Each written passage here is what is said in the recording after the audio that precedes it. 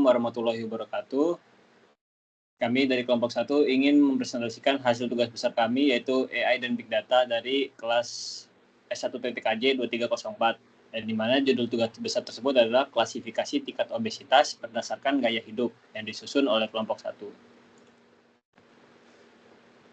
Perkenalkan, nama saya Attila Pramudia Nugroho selaku Ketua Kelompok 1, yang dimana saya mengemban role sebagai pre-processing, integrasi model, dan validasi. Nama saya Muhammad Rafiq Riosmudo, role saya IDE, visualisasi distribusi label.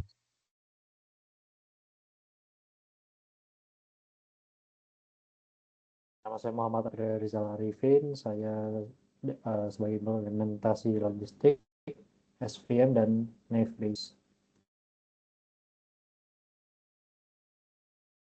Nama saya Haji Eka Saputra. Di sini saya mengemban role yaitu evaluasi metrik, grafik perbandingan, dan conversion matrix.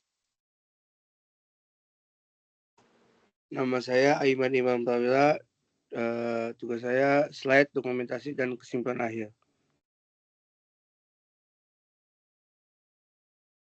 Nah, dimulai dari saya.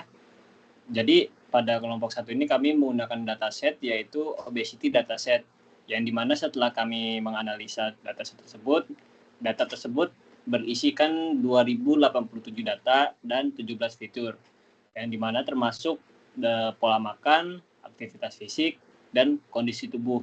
Dan kami mengambil sampel dari negara-negara yaitu Meksiko, Kolombia, dan Peru. Nah, jadi objektif kami untuk mengambil dataset tersebut yaitu tujuan proyeknya adalah membangun model klasifikasi untuk memprediksi tingkat obesitas berdasarkan fitur gaya hidup seperti pola makan, aktivitas fisik, dan kebiasaan menggunakan teknologi. Jadi kita bisa tahu keseharian yang bisa menyebabkan obesitas itu apa, kan bisa dari genetik dan kekurangannya aktivitas olahraga dan lain-lain.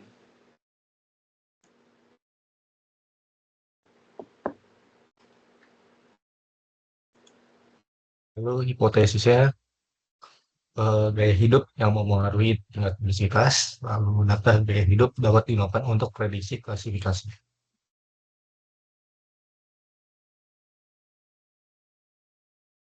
Penjelasan fitur dataset. Nah, di dataset ini fiturnya ada jenis kelamin, usia, tinggi badan dalam meter, berat badan dalam kilogram, ada riwayat keluarga obesitas, sering konsumsi makanan tinggi kalori, frekuensi konsumsi sayur, jumlah makan utama, makan di atas waktu makan, apakah berfok, jumlah air minum per hari, apakah mengandung kalori makanan harian, frekuensi aktivitas fisik per minggu, durasi penggunaan teknologi, frekuensi konsumsi alkohol, mode transportasi, dan label target klasifikasi tingkat obesitas.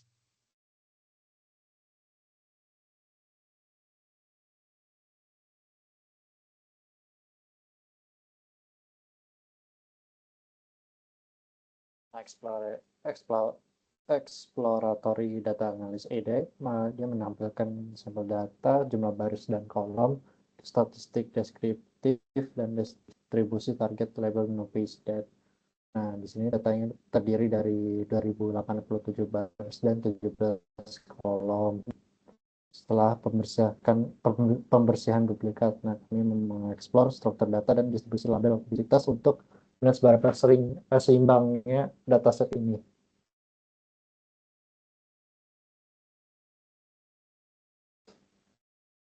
Nah, kemudian data preprocessing, dia penghapusan 24 data duplikat, normalisasi data numerik, one hot encoding, dan split trend text.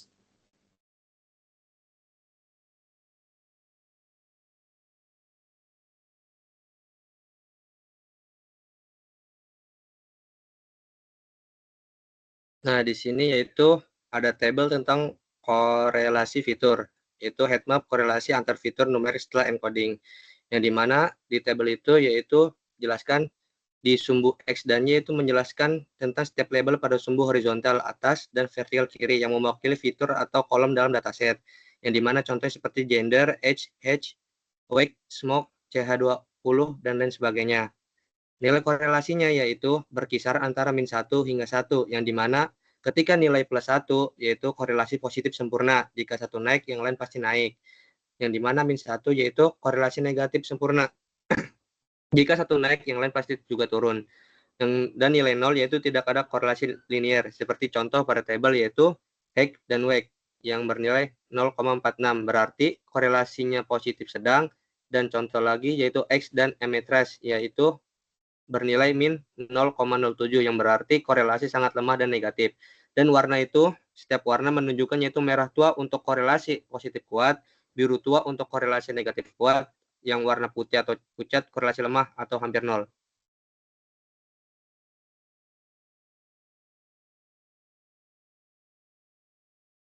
Nah, di sini ada beberapa model match learning.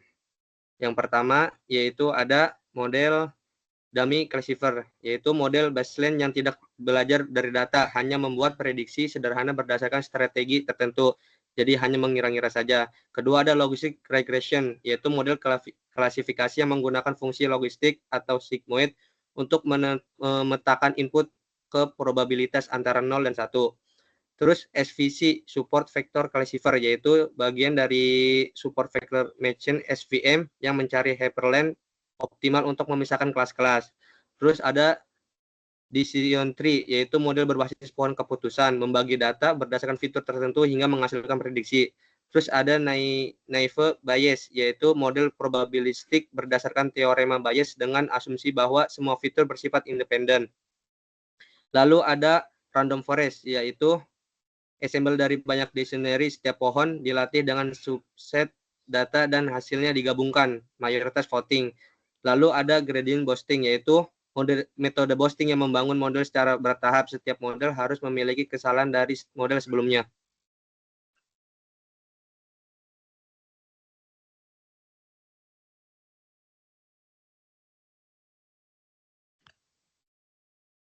Bentar, Til. Bisa di-crop kan nanti videonya? Bisa sih. Nggak, bentar gue masuk nyariin itu. Soalnya beda akun anjing. Yaudah, mute aja biar si Aiman gilirannya. Nggak apa-apa, bentar.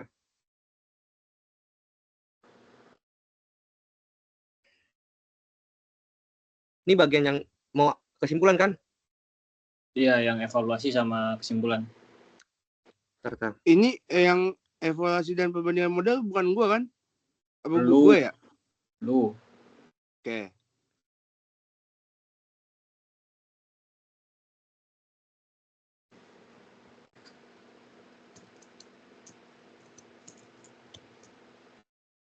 Bentar.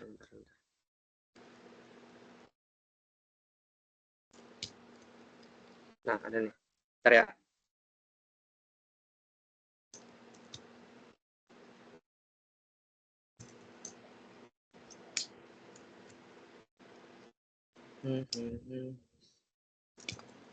Ya. Di sini ada evaluasi dan perbandingan model, yaitu classification report, confusion metric, visualisasi decision tree, dan bar chart pertama. Di mana yaitu classification report, yaitu step model seperti dummy, SVC, logistik, decision tree, Naive Bayes, random forest, gradient boosting menghasilkan klasifikasi report yang memuat seperti Fraction, Recall, F1 score, dan support, di mana Fraction adalah seberapa akurat model dalam memprediksi kelas tertentu, Recall seberapa banyak dari total kasus kelas tertentu yang berhasil ditangkap model, dan F1 score rata-rata harmonik, Fraction, dan Recall indikator keseimbangan performa, serta support yaitu jumlah data asli di kelas tersebut. Dan contoh confusion metric yaitu menghasilkan kotak-kotak menunjukkan prediksi versus data asli. Jika angka paling besar diagonal, metode berhasil memprediksi dengan tepat sebagian besar data. Lalu di sini ada grafik bar chart performa model, yaitu sumbu X menunjukkan nama model, sumbu Y menunjukkan nilai skor 0 sampai 1 dan warna berbeda untuk akurasi, precision, recall, dan F1. Grafik ini memudahkan perbandingan antar model. Terlihat bahwa gradient boosting konsisten tinggi di semua metrik, berbeda dengan Navier Bayes dan dummy yang rendah di seluruh metrik. Di sini ada visualisasi pohon keputusan, yang dimana yaitu akar fitur terpenting untuk split misal wake dan hack, dan cabang untuk aturan keputusan model, misal wake kurang lebih sama dengan 85 dan daun sebagai prediksi kelas. Pohon keputusan ini menunjukkan bahwa fitur wake dan X sangat menentukan klasifikasi obesitas.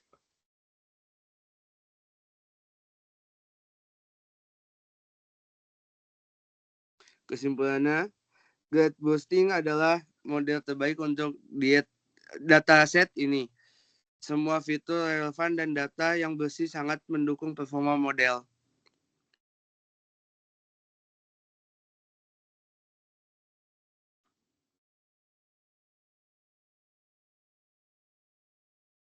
Sekian pemaparan dari kami kelompok 1. Terima kasih perhatiannya. Wabillahi taufiq wal hidayah. Wassalamualaikum warahmatullahi wabarakatuh.